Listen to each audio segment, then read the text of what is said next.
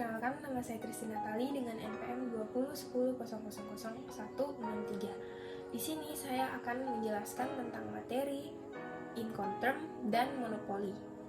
Jadi, yang pertama, pengertian Incoterm. Incoterm diambil dari asal katanya adalah singkatan dari International Commercial Terms. Jadi, jika diartikan dari asal katanya, maka arti kata Incoterms adalah internasional atau antar negara. Komersial adalah bentuk perdagangan atau yang berkaitan dengan perdagangan. Dan yang terakhir, terms adalah kata jamak dari term yang artinya istilah-istilah.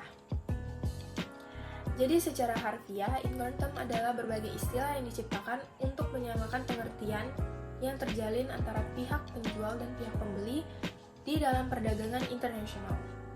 Tujuan utamanya adalah agar komunikasi bisa berlangsung dengan baik dan perdagangan nasional pun dilakukan secara lancar. Dalam pengertian lain yang juga, Incoterm atau International Commercial Terms merupakan kumpulan istilah prinsip kontrak bisnis internasional yang dibuat untuk menyamakan pengertian antara penjual dan pembeli dalam perdagangan internasional. Incoterm menjelaskan hak dan kewajiban pembeli dan penjual yang berhubungan dengan pengiriman barang, penanggung jawab proses ekspor-impor, penanggung biaya yang timbul, dan penanggung risiko bila terjadi perubahan kondisi barang pada saat proses pengiriman terjadi. Selanjutnya, saya akan menjelaskan tentang sejarah munculnya Incoterm.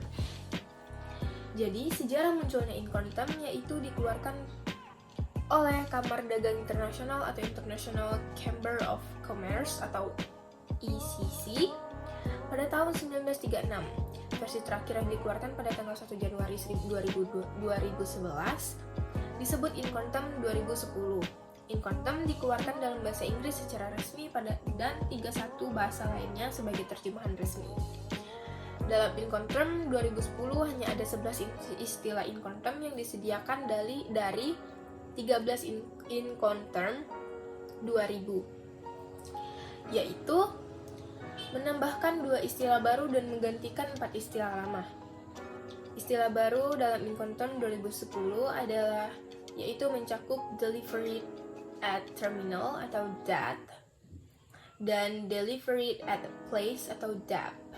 Sedangkan 4 istilah lama yang digantikan yaitu delivery at frontier atau DAF, delivery ex ship atau DAS, delivery ex quay atau DAC, dan yang terakhir delivery duty on unpaid atau DDU.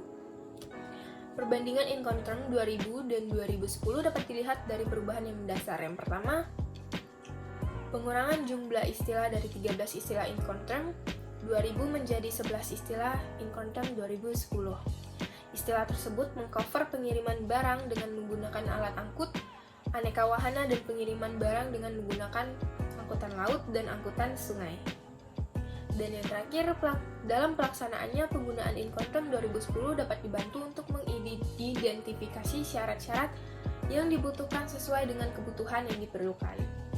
Selanjutnya, saya akan menjelaskan tentang tujuan dan fungsi Incoterm. Jadi, Incoterm bertujuan untuk menyediakan seperangkat peraturan internasional untuk memberikan penafsiran yang seragam atas istilah yang lazim dipakai dalam perdagangan internasional. Ruang lingkup Incoterm hanya terbatas pada hal-hal yang berkaitan dengan hak dan kewajiban penjual dan pembeli terhadap barang-barang yang bersifat nyata atau materi yang terkait dengan kontrak jual-beli, yang berkenaan dengan penyerahan barang yang dapat diraba. Pada dasarnya, Incoterm mengatur perdagangan yang melewati batas negara. Batas negara tetapi juga dapat dipakai untuk perdagangan dalam negeri.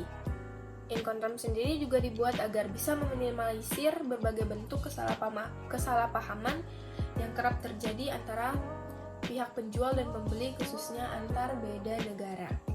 Dan Incoterm sendiri memiliki fungsi untuk menjelaskan hak dan kewajiban pembeli dan penjual yang berhubungan dengan pengiriman barang, meliputi proses pengiriman barang, penanggung jawab, proses ekspor-impor, penanggung biaya yang timbul, serta penanggung risiko bila terjadi perubahan kondisi barang yang terjadi akibat proses pengiriman. Salah satu contoh dari istilah ke Incoterm, yaitu Ex Work, yang artinya penjual menunaikan kewajiban menyerahkan barang pada saat penjual telah menyiapkan barang-barang ke atas alat pengangkut yang disediakan oleh pembeli.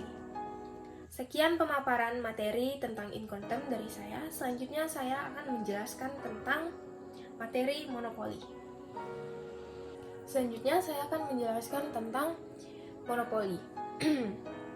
Jadi monopoli adalah industri yang hanya terdapat sebuah perusahaan dan produk yang dihasilkan yang tidak memiliki pengganti yang sempurna. Jadi ciri-ciri pasar monopoli adalah industri yang hanya terdapat sebuah perusahaan produksi yang dihasilkan dan tidak memiliki pengganti yang sempurna. Perusahaan baru sulit memasuki industri. Perusahaan memiliki kemampuan menentukan harga atau price maker, dan promosi iklan kurang diperlukan. Faktor-faktor yang menyebabkan timbulnya monopoli adalah yang pertama, memiliki sumber daya yang unik, perusahaan yang menikmati skala ekonomis, mendapatkan hak monopoli dari pemerintah, dan hak paten, hak cipta, dan hak usaha eksklusif.